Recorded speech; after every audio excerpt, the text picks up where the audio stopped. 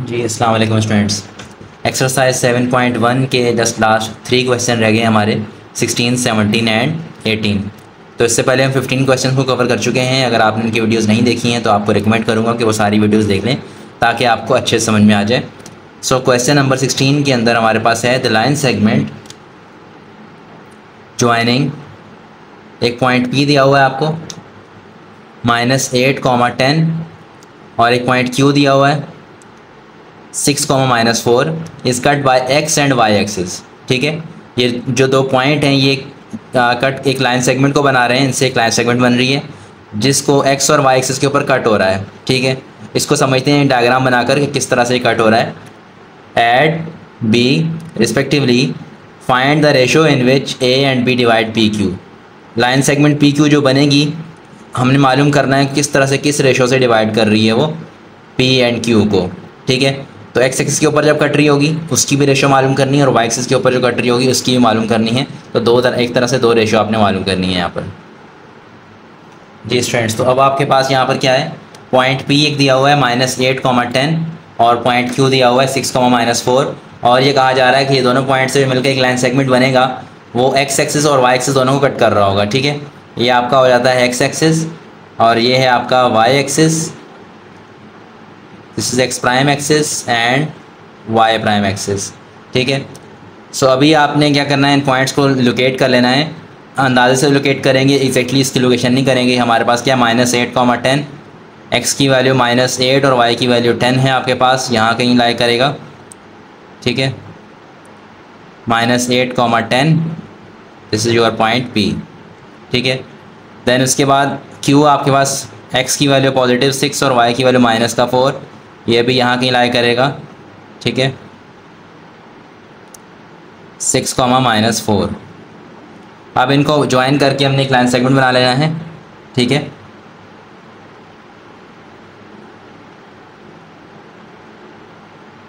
तो ये line segment आपका एक्स एक्सिस के ऊपर भी कट कर रहा है, ये पॉइंट आपका एक्स एक्सिस के ऊपर कट कर रहा है और ये पॉइंट आपका वाई एक्सिस के ऊपर कट कर रहा है।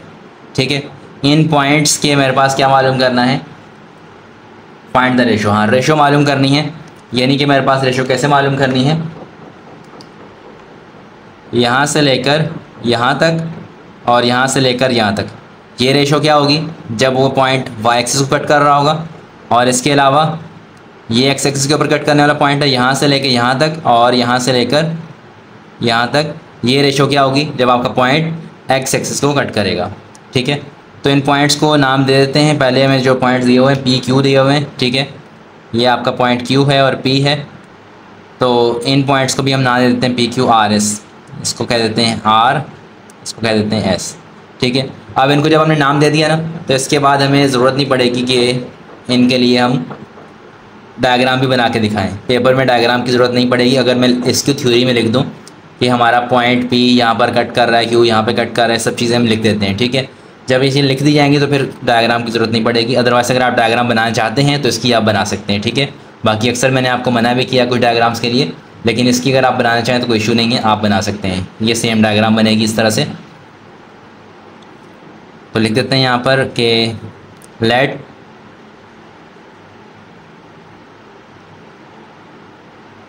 PQ cut by x axis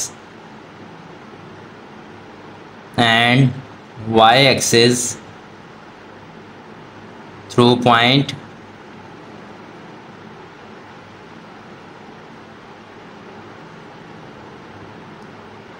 R and S respectively। ठीक है, तो लाइन सेगमेंट आपका पी क्यू कट कर रहा है एक्स एक्सिस के ज़रिए आर पॉइंट से, वाई एक्सिस के ज़रिए एस पॉइंट से। ठीक है, ये रिस्पेक्टिवली का मतलब यही होता है कि एक्सिस पहले वाला आर, वाई एक्सिस बाद वाला एस। तो अब इसके हमने रेशो फाइंड करनी है फॉर नेक्स्ट पेज पे लिख देता हूँ इस चीज़ को मैं। जी स्टूडेंट्स, तो पहले हम कंसीडर कर लेते हैं पॉइंट आर के लिए, क्योंकि पॉइंट आर आपका इंटरसेक्ट कर रहा है एक्स एक्सिस के ऊपर। ठीक है, सो हमें फाइंड करनी है यहाँ पर रेशो। तो सबसे पहले आप यहाँ पे देखें, आपके पॉइंट वही P और Q हैं। पॉइंट P की कोऑर्डिनेट्स क्या हैं आपके पास, -8, 10, एंड पॉइंट Q के कोऑर्डिनेट्स आपके पास क्या हैं, 6, -4। यहाँ से आपको मिल जाएगा x1, y1 -8 एंड 10, और x2, y2 6 एंड -4। ठीक है।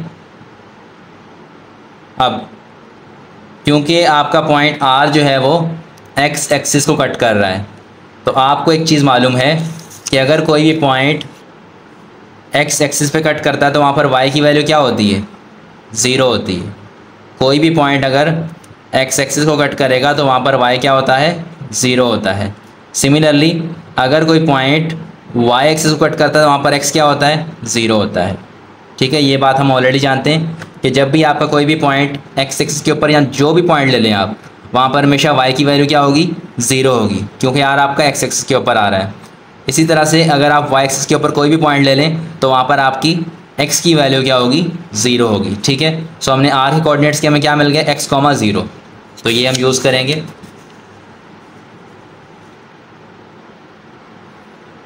फ्रॉम r के कोऑर्डिनेट्स मेरे पास क्या है, x, 0 इक्वल टू यहाँ पर m x2, m क्या एज इट इज़ रहेगा, x2 की वैल्यू क्या है यहाँ पर 6 plus n x1, n as it is रहेगा, x1 की वैल्यू क्या है यहाँ पर -8 divide by m plus n। इसी तरह से यहाँ पर y के लिए m y2 की वैल्यू -4 प्लस n y1 की value 10 divide by m plus n। अब यहाँ से आपके पास क्या हो जाएगा, x, 0 is equal to 6m -8n divide by m plus n, -4m plus 10n divide by m plus n। ठीक है, अब आप यहाँ पे क्या कर सकते हैं, इक्वेट करवा सकते हैं। पहला कोऑर्डिनेट्स यहाँ से पहले के बराबर इक्वेट होगा, दूसरा वाला दूसरे के बराबर इक्वेट होगा। तो यहाँ से x will be equal to 6m -8n divide by m plus n, और 0 is equal to -4m plus 10n divide by m plus n। ठीक है, अब आपको यहाँ से कुछ मिलने वाला नहीं, क्योंकि यहाँ पर आपका अननोन x भी है और m और n, 3 अननोन है यहाँ पर। यहाँ से कुछ मिल सकता है आपके पास m, n और कुछ भी नहीं है, बस यही है। यहाँ पे तो 0 आ रहा है, तो इसको हम लेके चलेंगे 0। यहाँ पे देखें m प्लस n यहाँ पूरा डिवाइड हो रहा है। जब ये m प्लस n यहाँ पे डिवाइड हो रहा है तो वहाँ जा क्या हो जाएगा, ये मल्टीप्लाई हो जाएगा, 0 multiply by m plus n equal to -4m plus 10n। तो ये आ जाएगा आपके पास 0 is equal to -4m plus 10n। -4m को भेज दें आप यहाँ पर इस साइड पर, तो क्या हो जाएगा, ये 4m equal to 10n।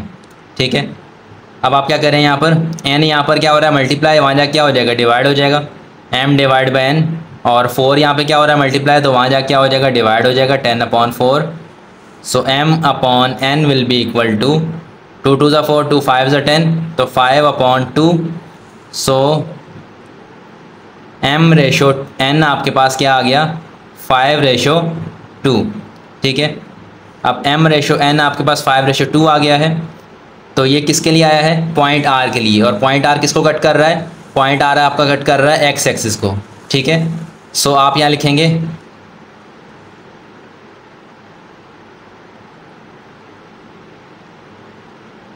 Point, अच्छा a एंड b, अच्छा ये r हमने खुद से लिया था ना, क्वेश्चन में आपको a एंड b कहा गया है। ठीक है, मैं आपको दिखा देता हूँ, छोटी सी मिस्टेक, वो क्या है, r ऐसा हमने लिख दिया क्योंकि सवाल में जब आपसे कहा जाए तो आपने वही लिखना है। यहाँ पर आपसे कहा गया find the ratio in which a and b divide b/q। ठीक है, विच मीन दैट कि r हमने a की जगह पर हमने r लिख दिया और b की जगह पर हमने s लिख दिया है। तो इसको हम सेट कर लेते हैं और हम यहाँ पर कोऑर्डिनेट्स a के मुताबिक बताएंगे। ठीक है, तो सिंपल, कुछ भी नहीं होगा, सिर्फ नाम चेंज होगा और कोई गलती नहीं। यहाँ पर आप लिखेंगे a, ठीक है, ये आपका ए हो जाएगा, ये आपका ए हो जाएगा। इसके अलावा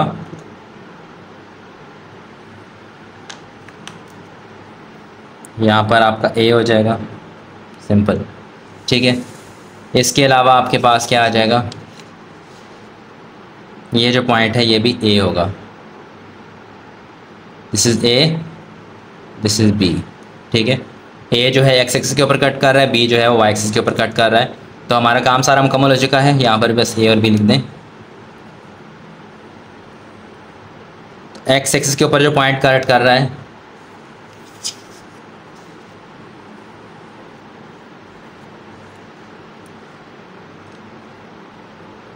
so the point A divides line segment on x-axis in 5:2। ठीक है, तो यहाँ पर एक्स एक्सिस वाला काम मुकम्मल हो गया। अब यही काम आपने करना है वाई एक्सिस के लिए। ठीक है, तो इसके लिए क्या हो जाएगा, 4 पॉइंट बी लिखा जाएगा, सेम टू सेम, हर चीज़ सेम रहेगी। मैं लिख देता हूँ इसको ज़रा। जी स्टूडेंट, तो वही बात हमने लिख दी। यहाँ पर बी कट कर रहा है लाइन सेगमेंट को ऑन वाई एक्सिस, तो यहाँ पर भी बिकॉज इंटरनल आ रहा है आपका जो पॉइंट है वो, तो इंटरनल डिवीजन फार्मूला लगेगा आपका। ठीक है, सो अब आपके पास क्या है, कोऑर्डिनेट्स पी क्यू से आपके x1 y1 same to same रहेंगे। ठीक है, क्योंकि पॉइंट आपका वही है, पॉइंट पी है -8, 10 और पॉइंट क्यू है 6, -4। तो यहाँ से आपके x1 और y1, x2 और y2 दोनों के दोनों क्या रहेंगे, सेम रहेंगे, x2 y2। और आपके पास जो पॉइंट b है, बिकॉज वो y एक्सिस के ऊपर आ रहा है, और y एक्सिस के ऊपर x की वैल्यू क्या होती है, 0 होती है। ठीक है, कोई भी पॉइंट अगर आपका y एक्सिस के ऊपर आएगा तो वहाँ पर आपके x की वैल्यू क्या होगी, 0 होगी, और y की वैल्यू कोई भी हो सकती है, तो उसकी जगह पे हम सिंपल एक वेरिएबल y लिखेंगे। ठीक है, सो यहाँ पर आपके पास हो जाएगा b के लिए 0, y is equal to m की वैल्यू यहाँ पर क्या है, m एज इट इज़ रहेगा, हमें फाइंड करना है। x2 की वैल्यू है 6 प्लस n की वैल्यू, x1 की value -8 divide by m plus n,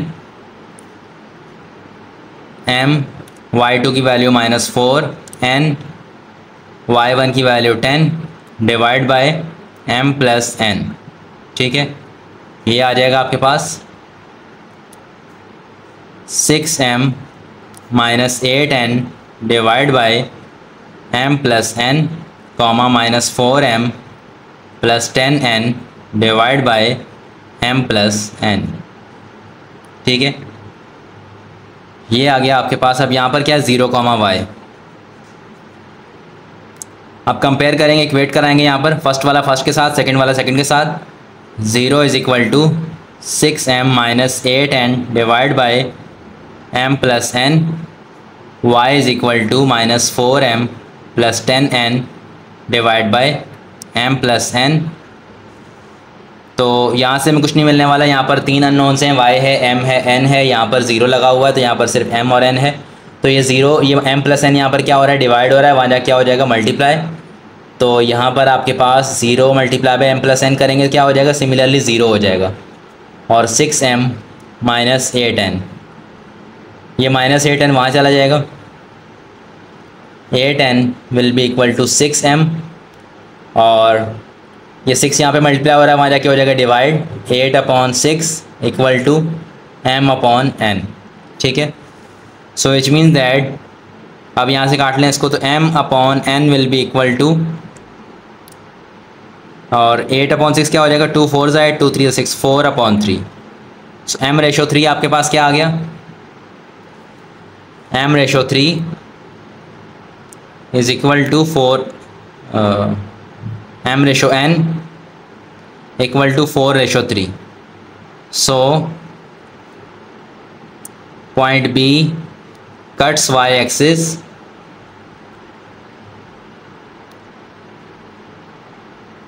eight ratio 4/3। ठीक है, ये आपका फाइनल आंसर हो जाएगा। तो इस तरह से आपका ये क्वेश्चन मुकम्मल हो गया, question number 16। Now let's come to the question number 17। जी स्टूडेंट्स, तो यहाँ पर क्वेश्चन नंबर 17 है, find the coordinates of the centroid of a triangle whose angular points are A 1,3 और B के लिए 2,7 एंड 5,6 होगा। C के लिए यहाँ पे नाम नहीं लिखा हो लेकिन यही होगा। ठीक है, तो पहले समझ लेते हैं कि सेंट्रॉइड ऑफ ट्राइंगल होता क्या है। ठीक है, ट्राइंगल हमें सब पता है, लेकिन उसका सेंट्रॉइड कैसे फाइंड किया जाता है और सेंट्रॉइड क्या होता है इसको हम समझते हैं। ठीक है, तो उसके लिए यहाँ पर हम ट्राइंगल मैंने बना लिया है। यहाँ पर आप देखें ज़रा, ट्राइंगल के अंदर आपके पास एक ट्राइंगल है, उसके 3 वर्टेक्स होते हैं A, B एंड C। ठीक है, उसके 3 वर्टेक्स हो गए और 3 लाइन सेगमेंट होते हैं, इधर एक लाइन, एक इधर एक लाइन, एक इधर लाइन। अब हर लाइन का अगर मिड पॉइंट निकालें, फ़र्ज़ करें ये आपका मिड पॉइंट है। ठीक है, लेट सपोज D, इसका E, इसका F। ठीक है, तो इनके मिड पॉइंट से लेकर उनके अपोजिट वर्टेक्स तक जो लाइन है इसे हम कहते हैं मीडियन। ठीक है, ये हम ऑलरेडी पढ़ चुके हैं मीडियन हमारे पास क्या है, लेकिन ये कि मिड पॉइंट से लेकर यहाँ तक जो लाइन बनती है उसको कहते हैं मीडियन। इसी तरह से इसके मिड पॉइंट से लेकर इसके अपोजिट वर्टेक्स तक जो लाइन बनेगी उसको भी हम कहते हैं मीडियन, और इसके अलावा इसके मिड पॉइंट से लेकर इसके अपोजिट वर्टेक्स पर जो लाइन बनेगी ये भी आपकी कहलाएगी मीडियन। अब मामला ये है कि तीनों के तीनों जो मीडियंस हैं, ये वाला एक median, median 1, median 2 and median 3, ये तीनों मीडियंस जो हैं वो एक ही पॉइंट के ऊपर इंटरसेक्ट कर जाते हैं। ठीक है, अब एक ही पॉइंट पे जब इंटरसेक्ट कर जाते हैं तो उस पॉइंट को कोई ना कोई नाम दिया हुआ है, तो उस पॉइंट ऑफ इंटरसेक्शन का नाम है सेंट्रॉइड। ठीक है, इसे हम कहते हैं centroid of the triangle.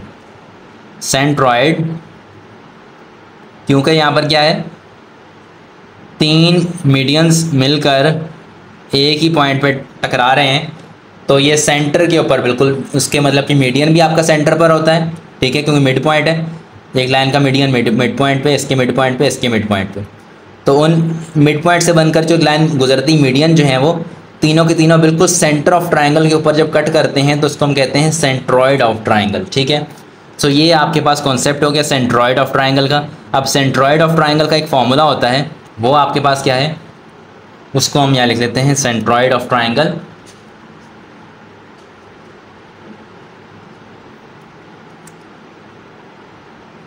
Let suppose यहाँ पर इसको मैं DEFG। ठीक है, तो यहाँ लिखते हैं यहाँ पे late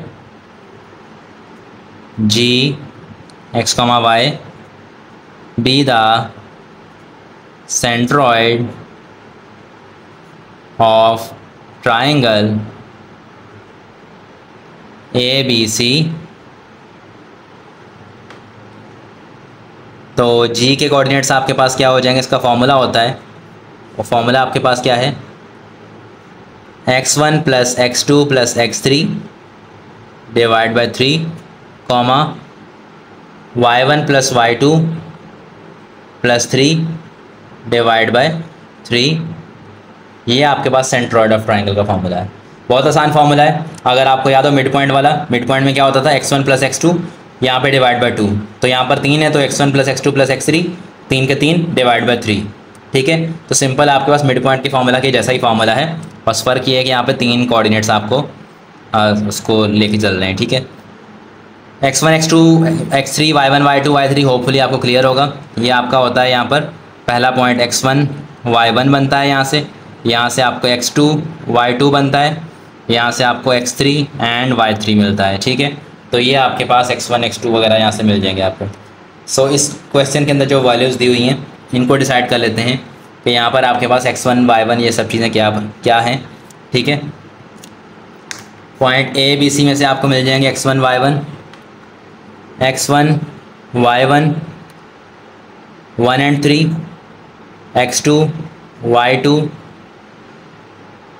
2 and 7, x3 y3 5 and 6। ठीक है, सारी वैल्यूज़ हमने यहाँ से पिक कर ली ABC में से। ठीक है, ABC में से 1 3 2 7 एंड 5 6। लिखने का सिर्फ ये मकसद होता है कि यहाँ पे लिखते हो जब पुट करते हैं यहाँ पे बड़ी आसानी हो जाती है हमें। हम यहाँ से ऊपर की सारी वैल्यूज उठा लेंगे, फिर इस तरह से इसके अंदर पुट करते हुए नीचे की सारी वैल्यूज उठा लेंगे। ठीक है, सो ये हो जाएगा आपके पास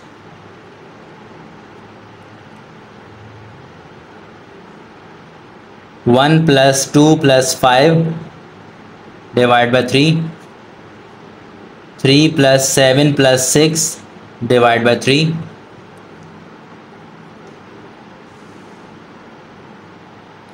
1 + 2 + 5 कितना हो जाएगा 8/3,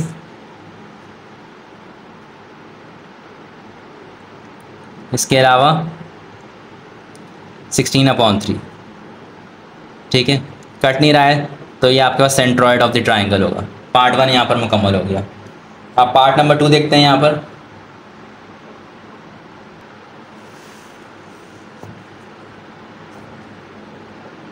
पार्ट नंबर 2 में जस्ट पॉइंट का डिफरेंस है पी क्यू आर दिए हुए हैं, इन्हीं पॉइंट को लिखते हैं। फॉर्मूला सेम रहेगा, सेम पैटर्न रहेगा और जस्ट 2 मिनट में सवाल हो जाएगा। ठीक है, तो इसको इस तरह लिखते हैं। यहाँ पर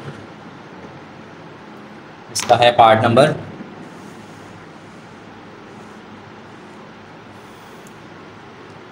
नंबर 2,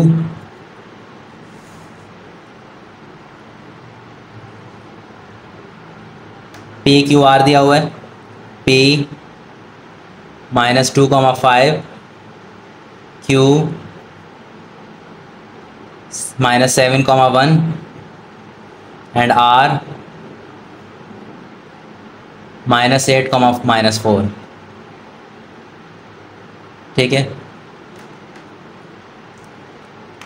तो यहाँ पे कर लेते हैं। Let S be the centroid of triangle, centroid of triangle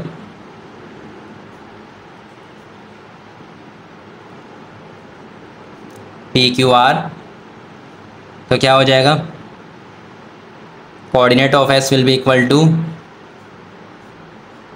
x1 + x2 + x3 divide by 3, y1 + y2 + y3 divide by 3,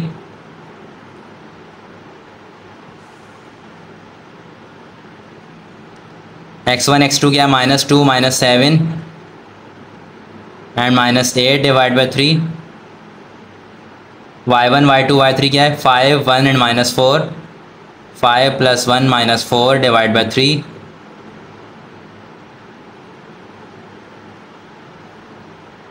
ये हो जाएगा -7 -8 -15 -17/3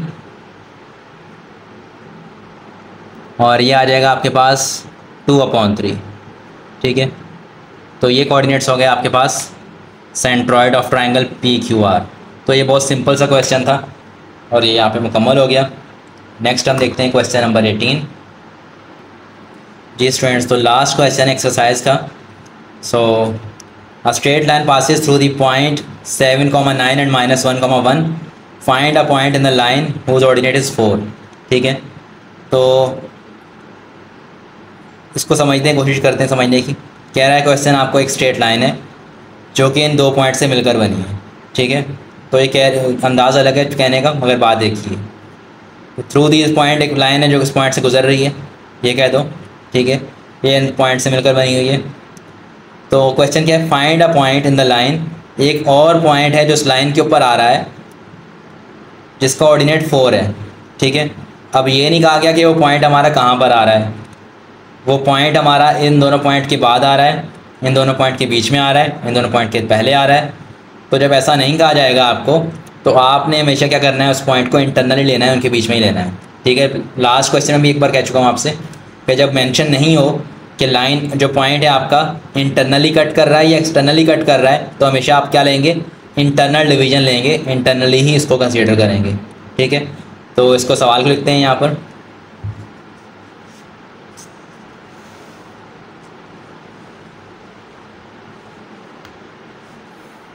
क्वेश्चन आपके पास क्या है, एक लाइन सेगमेंट है जो कि 7,9, ठीक है, और -1,1 से गुजर रहा है। ठीक है, तो एक पॉइंट उनके बीच में आ रहा है, कहीं ना कहीं आ रहा है, पता नहीं हमें कहाँ पर आ रहा है। ठीक है, यहाँ फ़र्ज़ करें आ रहा है, जिसके कोऑर्डिनेट्स में से हमें दिया गया है कि उसका ऑर्डिनेट 4 है। ऑर्डिनेट का मतलब क्या होता है, ऑर्डिनेट का मतलब होता है y। ठीक है, y की वैल्यू 4 है। एब्सीसा का मतलब क्या होता है x। एब्सिसा अगर 4 होता तो मैं एक्स की वैल्यू को लिखता 4, ठीक है। तो ऑर्डिनेट का मतलब होता है वाई की वैल्यू क्या है, वहाँ पर 4 है। अगर वाई की वैल्यू 4 है तो एक्स की वैल्यू क्या होगी, कोई ना कोई होगी, लेकिन हमें मालूम नहीं क्या होगी, तो हमने उसको ना एक्स का नाम दे दिया, ठीक है। जैसे हमने लास्ट क्वेश्चन में किया था, जहाँ पर हमें पता होता है कि एक्स की वैल्यू जो है वो वाई एक्सिस के ऊपर 0 होती है। अब यहाँ पर एक्स एक्सिस और वाई एक्सिस वाला चक्कर नहीं है, सिंपल आपसे कहा गया एक लाइन सेगमेंट है, उससे 2 पॉइंट से गुजर रहे हैं, ठीक है, जो इन पॉइंट से गुजर रही है।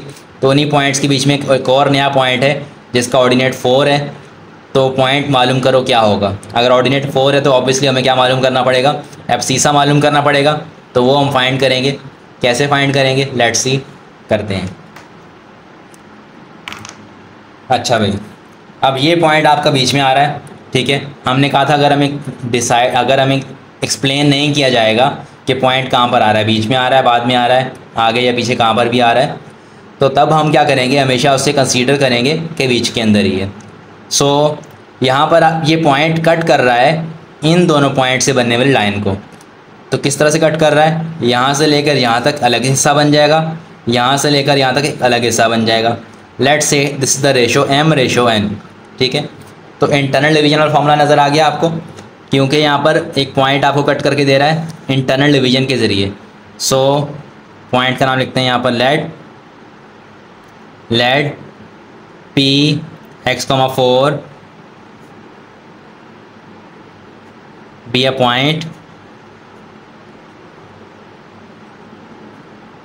that cuts the line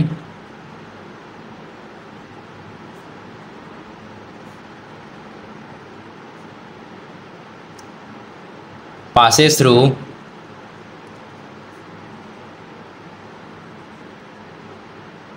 (7,9) and (1,1) in ratio m/n, ठीक है। अब ये जो लिख दिया ना, मैंने आपको लास्ट टाइम भी कहा था कि जब आप ये लिख देंगे वर्बली तो आपको इस डायग्राम की ज़रूरत नहीं रहेगी, ठीक है। मैथमेटिकली आपने इसको लिख दिया कि हम करने क्या जा रहे हैं और क्या हमने लेट किया है। तो बाय इंटरनल डिवीजन फार्मूला, क्योंकि पॉइंट P जो है आपका इंटरनली कट कर रहा है, ठीक है। So by internal division formula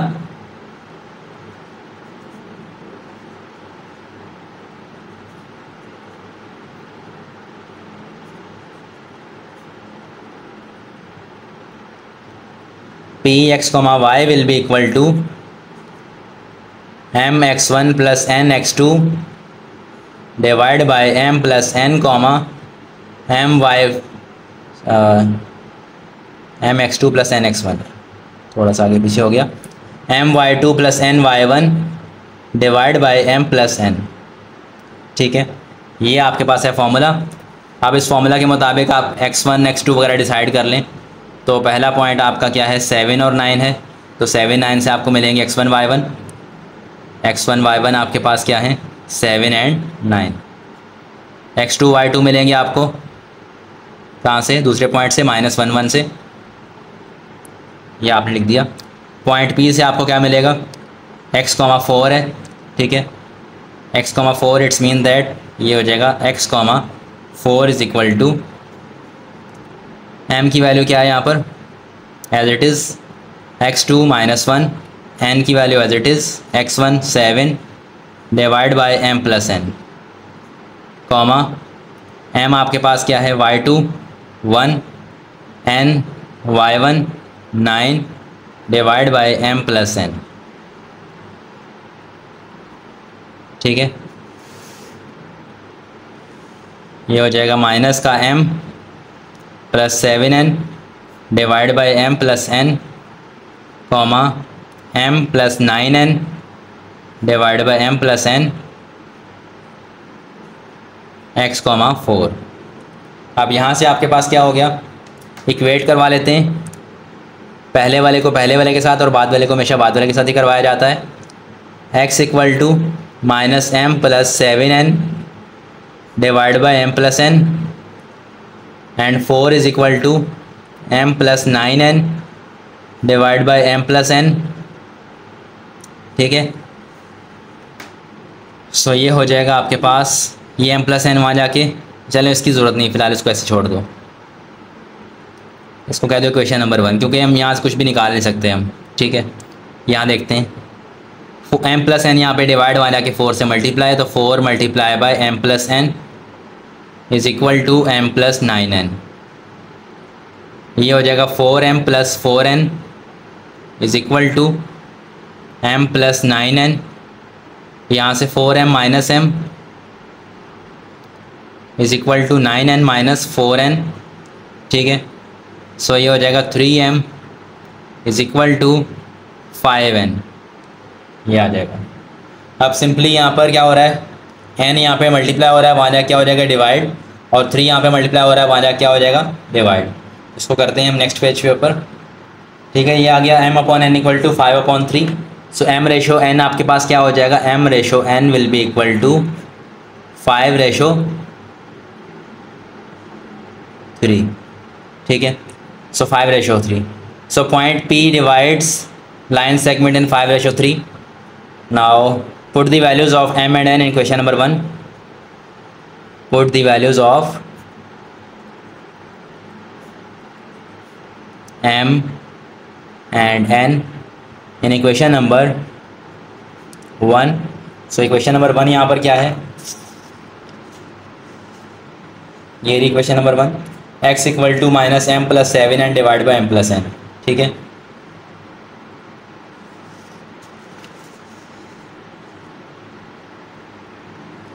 x equal to minus m plus 7n divide by m plus n। So x will be equal to minus m की वैल्यू क्या है 5 प्लस 7 इंटू n की value क्या है 3 divide by m plus n is 5 plus 3। ये हो जाएगा आपके पास माइनस का 5 प्लस 8। ठीक है, 21 माइनस 5 करेंगे 16 upon 8। So this will be equal to 8 to the 16, तो x will be equal to 2। ठीक है, x आपके पास 2 आ गया। सो द लाइन सेगमेंट, या आप कह दें so the required point is, so the required point is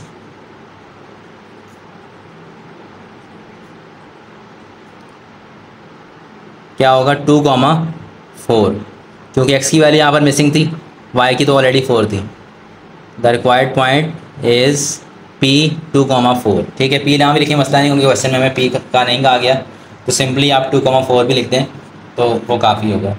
तो इस तरह से स्टूडेंट्स एक्सरसाइज 7.1 हमारी मुकम्मल हो गई। होपफुली आपको कुछ समझ में आया होगा, और फिर भी कोई क्वेश्चन हो, कोई क्वेरी हो, आप लाजमी कमेंट करके बताया करिए। ठीक है, इसके अलावा कोई और क्वेश्चन एक्सरसाइज अगर आपको पहले चाहिए हो तो आप लाजमी कमेंट करें, सो दैट उसका भी सोल्यूशन क्रिएट किया जाए, और इंशाल्लाह हम जो है इसकी सेकेंड ईयर की बुक जो है मुकम्मल भी करेंगे। And very soon we will start the live sessions, so that आपके जो क्वेश्चन हैं वहाँ पर लाइव में भी क्लियर किए जा सकें। Thank you for watching, good bye, अल्लाह हाफिज़।